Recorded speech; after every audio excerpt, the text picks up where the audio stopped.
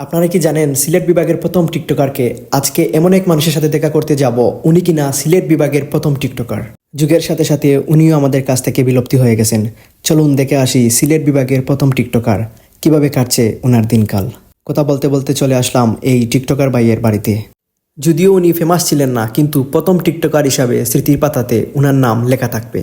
এই টিকটকার ভাইয়ের আইডির নাম ছিল রমুজ বয়াতি। উনি খুব বিনোদন দিয়ে টিকটক করতেন, কিন্তু হঠাৎ করে হারিয়ে গেলেন আমাদের মাঝ থেকে।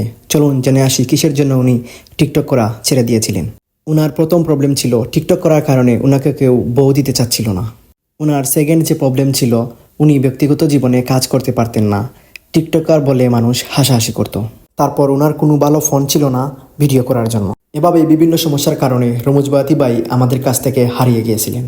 তবে ব্যক্তিগত জীবনে উনি খুব ভালো মানুষ, উনি আমাকে খুব আপ্যায়ন করেছিলেন। গাইজ, আপনারা কি চান উনি আবার টিকটকে কামব্যাক করতে? অবশ্যই আপনাদের মতামত জানাবেন।